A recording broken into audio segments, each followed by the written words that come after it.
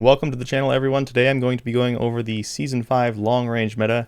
TrueGameData.com is fully up to date with all of the newest patch notes data from Season 5 for Warzone. I'll do multiplayer probably later this week, but Warzone is fully up to date. So let's jump into it, and we will talk about changes and what I think has become of the meta after all the patch changes. Alright, I'm going to very quickly go through the patch notes for Season 5 just so you guys can see what actually changed. I'm going to try not to talk too much about this now because I'm going to go through obviously what I think is the meta with TTK charts and everything later on, but I just want to give you an idea of what actually changed. So Bal 27 got a 5 damage meter increase, so the damage range is up to 32 meters now. So that's like a 15-20% buff to the first damage range, which is really nice. DG56 got a lower torso multiplier increase, so stomach damage is a little higher now for the DG56. FR556 damage range increased by 5 meters for the first damage range, and then the lower arm and hand multipliers were increased, so it does a little bit more damage to the hand and arm. Holger 556 they did a ton of damage range increases in this patch, so Holger 556 also got one of those from 36.8 up to 42 meters, so like a 5 meter increase in damage range when it was already a really good gun. MCW as well got a max damage range increase from 30.48 up to 37, so like a 6.5 meter increase in the first damage range. The second damage range was also increased from 38 up to 44, and then the one after that, which I think might actually be the last damage range, I think they have a damage range that's like equal to this one in their code, so that's why it says, you know, mid damage range instead of last damage range. But 48 up to 53, so an extra 5 meters of range there. STG 44, the max damage was decreased to 32, so this is the damage in the first damage range. And if you pay attention to stats, you know that's what made the STG so good, is that it had a 600 millisecond time to kill in the first damage range. So now that is going to be increased up to 700, and it's going to be in a much more balanced position with the other weapons, which you'll see when we get into the TTK charts. M16 with the Jack Patriot conversion kit, the max damage range, so the first damage range, went from 25 up to 30.48. So a lot of damage range changes in this patch, and a couple damage values as well. The BAS-B leg and foot modifiers were increased to 1.1x up from 1, so a little bit more damage to the lower body. MTZ-762 Jack Heretic Carbine Kit, the max damage range increased to 33 meters up from 28 meters, so a 5 meter increase for the Jack Heretic Carbine Kit. SOA Subverter max damage range increased to 25.4 up from 20.57, so a nice buff to the first damage range for the Subverter. I'm going to skip the SMGs because I will talk about that in the close range video, but there were some changes there as well. Pulemyot 762 got some pretty big changes, so the neck modifier is now equal to the head modifier, so you basically have a bigger headshot hitbox up there. Lower torso and hand modifiers were increased as well, so this is stomach and basically lower arm were increased to 1.1, so that's the same as chest, so you have a really big chest multiplier now. They lowered the sprint fire time by 20 milliseconds, lowered the ADS time by 30 milliseconds, and increased the rate of fire by about 55 RPM, 60 RPM, which is pretty significant. That's like 10%, a little bit more than 10% increase in the base fire rate of the weapon, which they don't change that very often, so that's a little odd. It doesn't list in-game that it has open bolt delay, but it does still have open bolt delay. I tested that today, so expect to see the Pulemyot looking pretty good on the charts as well. For the RPK, the Jack Cataclysm conversion kit got some nerfs. It was already nerfed into the ground last patch. It's literally useless. This is the sniper conversion kit for the RPK. It's just absolutely awful now. For the Marksman Rifles, the DM56 got a max damage range increase as well of about 6.5-7 meters from 36.8 up to 43 meters, so pretty significant there. MCW 6.8 did another fire rate increase. Over the history of Warzone the last 4 years, they very, very rarely tweak fire rates. That's supposed to be like a set thing for the gun, so this is kind of an odd buff as well. They went from 316 RPM up to 353, so a little over 10% RPM buff as well for the MCW 6.8. And then the lower torso, which is stomach, got a modifier increase up to 1.2x, so it's the same as chest damage now for the lower torso. So the first thing I want to look at on the TTK charts is just going to be the Marksman Rifles. I added the STG on here as well, just so we had something to compare to. So the MCW 6.8 and the DM56 got those buffs in this patch, and on a TTK chart, they look pretty good. So this, the red line is the DM56 and the blue line is the MCW 6.8. So they look really competitive, especially out at longer ranges. But I've found that, even with that new quartermaster suppressor, these tend to just kind of like bounce back and forth left and right a little bit too much to be super viable options.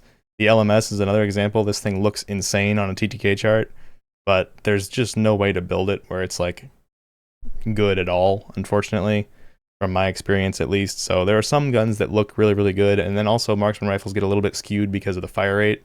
A lot of the time the fire rate is like way higher than what you can actually click or what you can actually pull the trigger. So TTK charts on TGD use like the theoretical max fire rate, so the TTK charts look a lot better than reality. So yeah, I think the MCW is okay, and if you really like single shot guns, you should give it a try. But in general, I just think it's still not great. Now we're going to move over to MetaGen. This is the long range calculation for MetaGen. If you don't know what MetaGen is, it's a AI meta finding algorithm that I wrote, essentially, that you can come in here and you can customize what you want to run it for. So close range, long range, trios, quads, whether or not you want weapons to be suppressed, laser visibility, and then you can also custom weight stats. So if you want ADS time to be more important in the calculations and say, lower ADS time should be scored higher than it is currently, you can come in here and tune these all up and run for whatever combination of stat weightings that you want to run it for. So I'm just going to use the default calculations today, and we'll go through like the top weapons. Should get us pretty close to the meta, and then we can kind of tweak those a little bit and see what the results are. So I'm going to start with the Ball 27 down at 9.38, add that to our comparison. The MCW, add that to the comparison. Holger 556, or sorry, Holger 26, the LMG. MTZ 556 is at 9.54, so it's the first one that is in the metal placements. So we've got silver for the MTZ 556. Holger 556 with its damage range buff goes up to a 9.6. It's a very competitive weapon now. SVI 545 has just been good forever, especially on single fire mode. If you switch to single fire, it has no recoil, and you can just quick fire, and it does really good damage, really accurate at longer ranges. Add that to the comparison. Pulemyot 762.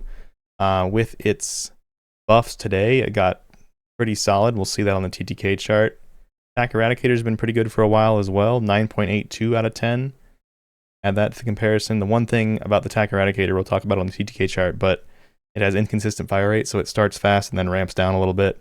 So the TTK assumes you hit all your bullets, which you will not at longer ranges, so the actual effective TTK is going to be longer than what the TTK chart shows for the TAQ Eradicator. And then MetaGen still thinks the STG-44 is the top weapon. I think there's a sleeper out there that we will talk about on the TTK charts that MetaGen does not like for obvious reasons. So we'll add that as well, and then we'll jump over to the comparison. All right, I'm over on the TTK chart now. We have it set to combination shot location percentage, 300 health, and we're just going to go through this and talk about most of the weapons. So the MCW got a buff in this patch. Still one of the slower TTKs. It's the orange line on the chart. It's very, very easy to use, so I do think it's going to be good for players who are not great at controlling recoil, but I still don't think it's the meta in general. It just kills too slow at all ranges. The Ball 27 in red on this chart looks like it kills a little bit slower, but it does have a very long damage range all the way out to 56 meters with the build that MetaGen has put out for this. The Ball 27 is interesting because after the first 4 shots, the fire rate increases significantly. So what I just said about the TAQ Eradicator, the TAQ Eradicator is the opposite. It starts with a higher fire rate and then slows down. So your effective TTK, if you miss any shots at all, is going to be higher than this pinkish line on the TTK chart because the fire rate gets slower the more shots that you shoot. The Ball 27 is the opposite. It ramps up after the first 4 shots and shoots faster. So TTK is decent even with this not counting any missed shots for the fire rate to ramp up. So I actually have something on TGD where I can show you what the after it ramps up number looks like. And remember, it only takes 4 shots to get to the max fire rate of the Ball 27. So you're pretty much always going to miss at least 4 shots. So the TTK should be quite a bit better than what is showing on this chart with the red line there. Holger 26 was the meta for a long time. It is still pretty good. It's the cyan line, and you can see it's slower up close, but faster at range, has really easy recoil, which is why it was the meta for so long. I do think the Holger 556 is just quite a bit better after all the changes now, so I'm toggling it on the chart. You can see that in the first range, it's a little over 700 milliseconds at 714. And then out at longer ranges, it's also kind of middle of the pack, so it's pretty fast up close and middle of the pack at range with pretty easy recoil. I do think it's a very good choice right now. SVA 545 in yellow, pretty fast up close, matches the Holger 556, but very, very slow at range. This is not when it's on single fire. The single fire is about the same. I think it's actually slightly faster when it's on single fire. So just keep that in mind. It's a good gun, easy to control, easy to use, but it's really this TTK out at longer ranges that's really, really bad that kind of kills it. Pulemyot, after the changes today, is in a very good spot. So this chart is including open bolt delay. The Pulemyot has a 35 millisecond open bolt delay, and it still matches the fastest TTK up close of all these weapons, and then it has the fastest TTK at range besides the TAQ Eradicator. And like I said, the TAQ Eradicator at range isn't really what it would actually be. Going to be more slow than that because of missing some shots. So the Pulemyot's in a really good spot. If I actually toggle off open bolt delay, you're going to see it pop down about 35 milliseconds, like I said, and now the white line for the Pulemyot is pretty much ahead of everything else everywhere. So I do think it's going to be very competitive. It's very slow. Obviously, it's an LMG. It's heavy. It's very slow in every way. Reload time, movement, ADS time, everything. So keep that in mind. I do think there's some other good options here that are faster that would be competitive. TAQ Eradicator in purple here. Talked about that a bunch already. It has pretty consistent TTK throughout, but the effective TTK, if you miss any shots at all, is going to be a little bit slower than that. More so than the other weapons because of that fire rate slowing down over time. And then STG-44 in this nasty green color, still very good. 700 milliseconds in the first range. It used to be 600. That's the only change to it, so the recoil is still very easy to control. Still does very well compared to the other weapons in the first range, but not so much so. Like before, it was at 600 milliseconds, so it was dramatically better in the first range. Now at longer ranges, it's exactly the same. Still pretty slow at longer ranges. So I do think it kind of brought it in balance with the other weapons more so. All right, so I went up to the top of the page and I added the Ball 27 parentheses after 4 shots. This is the same damage profile as the regular Ball 27.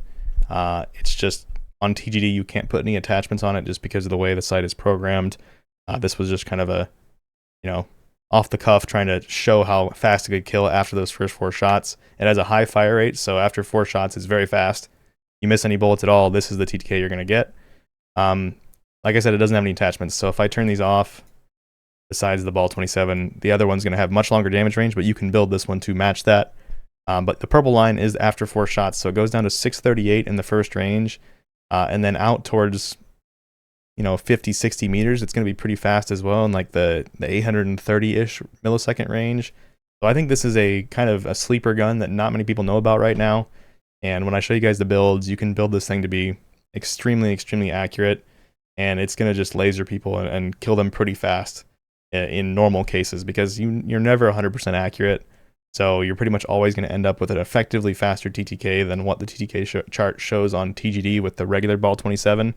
It does include that, but it just assumes you hit every shot. So you don't get, kind of hard to explain, but you don't get the extra fast fire rate if you miss those first 4 shots. So something to keep in mind. We will look at this when I go into the builds. I think it's a sleeper gun. I think it's very, very good right now. As I'm going through this, I want to remind you guys that the absolute best way to support all the work that goes into True Game Data, building the site, programming the apps, testing the data, getting the data on the site, the best way to support is just a direct subscription through TrueGameData.com. $5 a month, you get access to all the premium features like MetaGen, TTK simulation, best stat lookup tool, all those things, and it just directly supports us more than anything else, which means that when I make my YouTube content, I can just be honest. I don't have to be sensationalist because I don't have to push for, trying to clickbait everything to get more views and subscribers and things. I can just be honest because I have a second source of income through the website. So appreciate all of you, even if you're just watching, but I wanted to remind you that the best way to support is just regular old subscriptions through TGD. All right, we're going to get into the recommended builds now. I'm going to start with the Holger 556. I'm not going to cover all the ones that were in the TTK chart. I'm just going to cover the ones that I think you might not have builds for. So like the STG-44, I'm pretty sure you guys have been using for a month and a half at this point. So I'm not going to cover that, as well as like the SVA 545 and things that have been close to the meta for a long time. So we're going to start with the Holger 556, which I think is extremely good right now. One of the top choices for sure.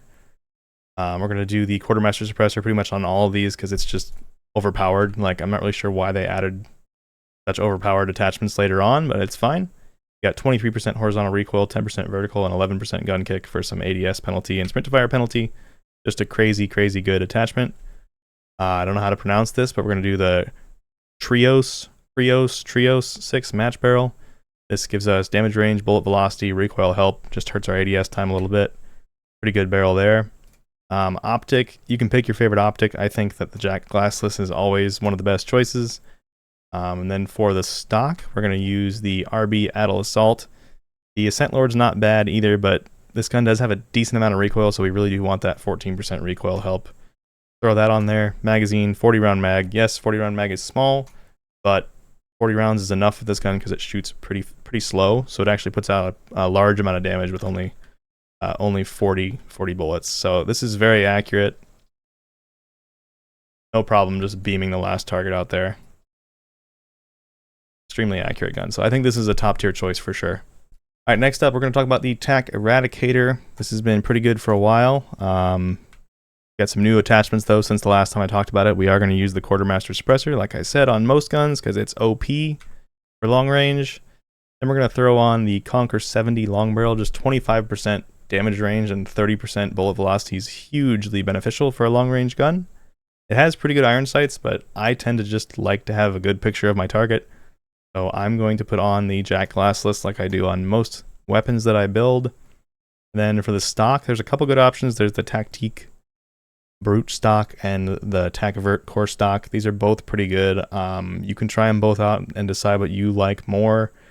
I'm going to go with the Brute stock just because it has minus 5% ADS time, so it makes it a little snappier. It does slow down your movement more than the TAQ Vert does, but still very good. And then for the last attachment, I think this has too much vertical recoil to use the Bruin Heavy Support Grip, so we're going to use the FSS Combat. Just recoil help with aim sway penalties, but aim sway doesn't start until after the first couple seconds now anyway. So we're going to go with that. Take this into the firing range. It is very, very accurate. Very low visual recoil. It's just definitely one of the top choices, but you can hear it. Let me turn the sound on so you guys can hear this. You can hear the fire rate slow down after the first few shots, so I'll shoot it and just listen to the bullets. You hear it slows down after the first few shots. That makes the effective TTK worse than the other guns when you miss shots. Obviously their TTK gets worse as well, but because the fire rate slows down, this one is hurt even more from that. So at longer ranges, the TTK looks amazing, but it's not as amazing as it looks on paper. Alright, next up we're going to talk about the Pulemyot. So this got a huge buff in this patch, as I covered earlier in the video. We're still going to use the Quartermaster because it's just the best for long range pretty much always. We are going to use the Bruin Heavy Support for this gun. I feel like it helps with the little bounciness and jumps around that some guns have more than some other attachments that even appear to have better stats. And the vertical recoil is not really a problem with this gun, so we can use that and not have too many problems. We're going to use the St. Pyro Heavy Barrel. Just has a big benefit to bullet velocity, damage range, and recoil. It actually doesn't hurt your stats that badly, like 2% movement and sprint to fire. Who cares? It's not a huge deal. It's already very slow, so we don't want to make it slower, but 2% for those other benefits is totally worth it. Jack Glassless just for visual recoil reduction. And then there are two good attachments for the last spot. You can either use the Ivanov Woodstock, which helps with gun kick a bunch and recoil a little bit. Hurts your movement a little bit more, but not very much. That's a good choice. Or the Demo TL20 recoil grip. This does 10% gun kick and 7% horizontal vertical recoil with no other penalties except aim sway. So it is a good choice. I went back and forth between those two and they feel almost identical to me. So pretty solid gun here. It is heavy and slow like I talked about earlier, but it's very accurate and it has really good time to kill now. So I do think it's a top tier choice. Obviously the reload's terrible and things like that, so you got to kind of balance that with your gameplay. But it's very, very accurate and kills quickly at all ranges. Last up here, we're going to talk about the Bal 27, Bal 27. I don't know how it's supposed to be pronounced, but I think this is potentially like a secret meta right now. I mean, I've seen some people talking about it, but because on the TTK charts it doesn't look as good as it actually is in practice because of the ramping up fire rate, I think that it is an absolutely S tier choice, if not just the actual meta. So let's build it out. Quartermaster Suppressor as usual. For the barrel, we're going to use the Crown H3, gives you 20% damage range and 11% bullet velocity. Really helps get the damage range out there. For optic, it has good iron sights, so you might want to try the iron sights, especially if you're a controller player. But I do tend to like the Jack Glassless, as I've said like 14 times in this video. For the stock, we're going to use the Ardent TAQ stock. These stocks are both good, but I feel like the Ardent TAQ stock just felt a little bit better to me, so we're going to use that one. And then the 60-round mag, of course. So let's take this into firing range, and you're going to see that first I'll take some shots so you can hear the ramping up fire rate. Harder to hear with this one, but basically it has 4 shots that shoot a little bit lower fire rate, and then after that, as long as you hold the trigger down, it shoots faster. So you end up with a quite a bit higher fire rate for the vast majority of your fights than the TTK charts would show. So this thing is super accurate as well. Has very little visual recoil. It has a decent amount of vertical, but very little horizontal bounce, which is what people tend to like in weapons, and just low visual, 60-round mag, fast ADS time compared to most of these other options. High fire rate, so it's more forgiving. I think a lot of better players really like having that high fire rate.